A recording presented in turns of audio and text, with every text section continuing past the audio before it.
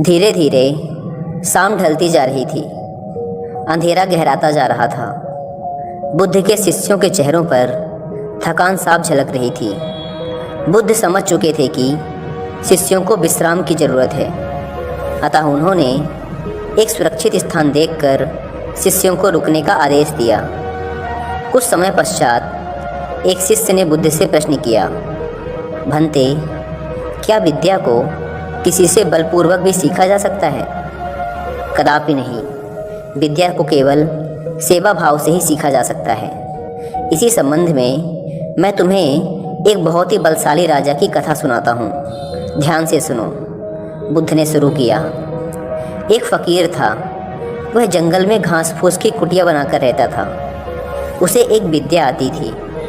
वह पीतल को सोना बना देता था, लेकिन इस विद्या का प्रयोग वह तभी करता था जब उसे उसकी बहुत आवश्यकता होती थी, और वह भी गरीबों के फ़ायदे के लिए।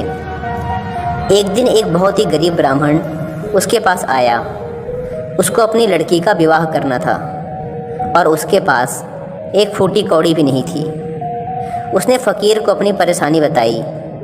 फ़कीर ने समझ लिया कि यह सचमुच परेशानी में है। उसने पीतल के एक बर्तन को सोने का बनाकर उसे दे दिया और कहा कि इस बर्तन को बेचकर उन रुपयों से अपनी बेटी का विवाह कर लेना। ब्राह्मण उस बर्तन को लेकर एक सुनार की दुकान पर गया।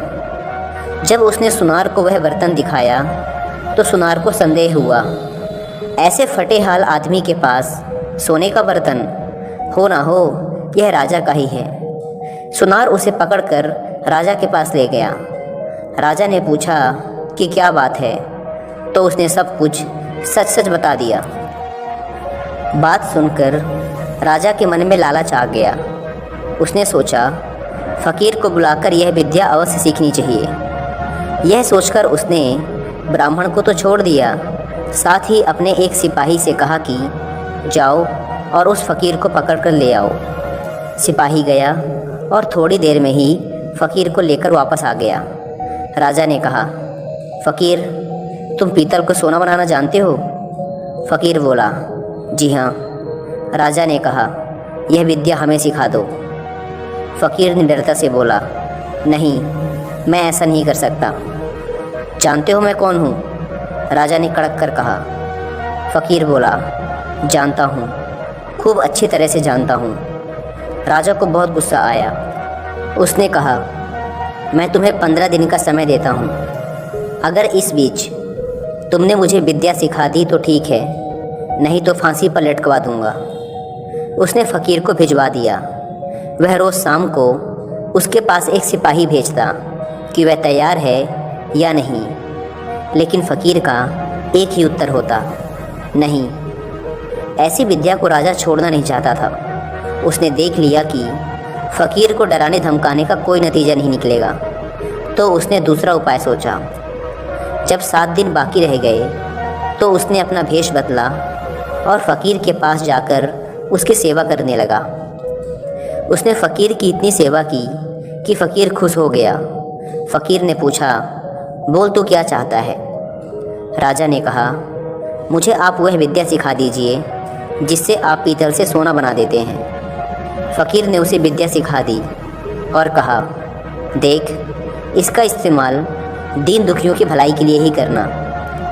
राजा अपने महल में आ गया। 15वें दिन उसने फ़कीर को बुलाया और कहा, बोलो, विद्या सिखाने को तैयार हो या नहीं? फ़कीर ने कहा, नहीं। तो तुम्हें फांसी लगवा दूँ? ज़रूर, फ़कीर ने कहा। तब राजा ने गर्व से हंसकर कहा, जिस विद्या का तुम्हें इतना घमंड है उसे मैं जानता हूँ। इतना कहकर राजा ने एक पीतल के बर्तन को सोने का बनाकर दिखा दिया।